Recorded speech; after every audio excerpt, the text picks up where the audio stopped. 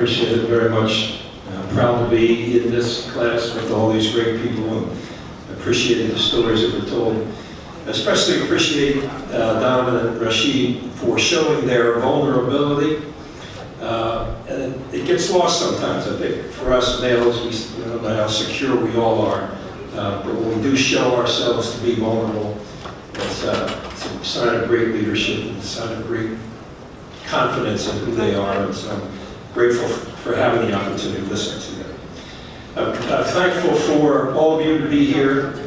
It's pretty cool for a guy like me to come into this club of Philadelphia Sports Hall of Fame. And I'm grateful for the committee for selecting me. I'm grateful to Malvern Prep, my high school, did a lot of nice things for me to do this. And LaSalle, grateful for LaSalle for giving me a chance to be a student athlete many years ago, giving me a chance to be a coach many years ago, an assistant coach. I appreciate what Penn did for me, allowing me to be their head coach for 17 years. I appreciate Temple for what it's done for me and is continuing to do for me over the last 13 and a half years to allow me to be their head coach. Aaron McHugh's going to do a fabulous job leading us forward. So I'm grateful for that. I don't know if I'm deserving. I questioned that from the day I got the phone call. I hope I am. More than that, I hope I'm a good husband, a good father. I hope I was a good son. I hope I'm a good brother. And I hope mostly I'm a good friend. And for all of those people that do come into my life, one of the things I think I do well is I collect friends. And I have a lot of them, and I want to continue to do that. I also get inspired by people who don't have it so well and are fighting like crazy. So I'm going to tell two quick stories if I can. There's a young kid who just played a couple nights ago for the University of Texas. His last name is Jones. I think it's Andrew. I'm not sure what his first name is. He just played for the first time in 2 years because he suffered from leukemia. And at 26 points, Texas obviously is thrilled to have him back, but it's just inspiring to watch them. And the last story I want to it's a rather quick story, and I'll make it even quicker.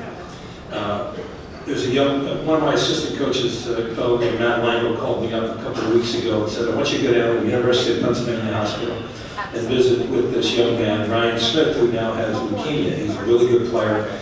Just finished his freshman year at East Stroudsburg University. By the way, we all missed the boat. We didn't recruit him. He's a really good kid. And so I want you to go down and visit him. I said, sure, I'd be happy to. I don't know why he wants to see me. He said, do me a favor, just go see him. So I asked Steve Donahue, who coaches at Penn, to go with me. We go to visit him for a better part of 45 minutes. We're hanging out. And I said, during the course of the visit, I said, listen, I'm playing golf with Charles Barkley tomorrow. I want to get him to make you a video just to encourage you in this fight against leukemia. He said, that's great, I appreciate it. I get to play golf with Barkley the next day, we're having a good time. And as we make the turn from the 9th hole to the 10th tee, I said to Charles, Charles, I need a favor. I said, what's that? I said, I need you to make a video for this kid, Ryan Smith, who's suffering from leukemia and he's fighting like crazy. If you could just encourage him in this battle, that'd be great. So he gave me this look, and it was sort of a different kind of look, and he said, wow, why would I make a video? I can just go with you the next time you go. As a matter of fact, I'm ready to go next Tuesday or Wednesday. I'll be free and let's go. I said, you'll do that? He said, yeah, no problem. I'm ready to go. So with that, we decided we're going to leave. We're going to meet him at 12:30 at the University of Pennsylvania Hospital. And Neil Hartman goes with me because I was speaking at his class right before I went down there to visit with this kid and take Charles in there. So by the time I get to the hospital, Charles has, by the way, the whole hospital captured already. He's there, got his arm around like 3 older women, taking pictures, signing autographs. It takes us another half hour to get to the room because he's greeting everybody. We get in there and it's so endearing and so ingratiating. We then visit another person in the hospital. As we get to those rooms, all these people are coming out of the rooms. Every orderly, nurse, administrator, doctor, all want to hang around Charles. And so it took us another hour to get out of the hospital. And by the time we parked the car and got to where everything was, he took thousands of pictures, signed every autograph, did everything he possibly could.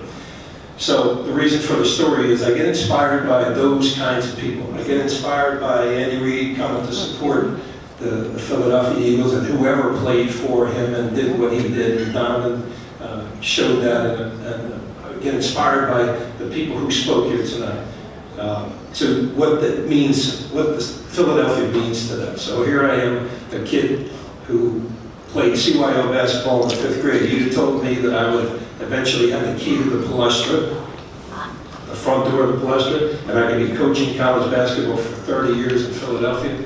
That's pretty stinking special. So here I am, thankful, grateful.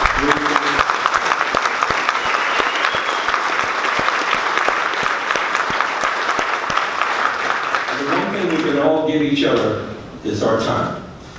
We may not have a lot of money to give, but you can give your time, you can give up yourself. And there's a lot of people out there who are doing phenomenal work. We can do the same. We can just be attentive and understanding of people who aren't quite as lucky and as fortunate as we are. Give your time. Make people feel good about what it is they are doing. And I'm, again, grateful for you honoring me tonight, and happy to be here amongst greatness on both sides of this place. Thank you very much.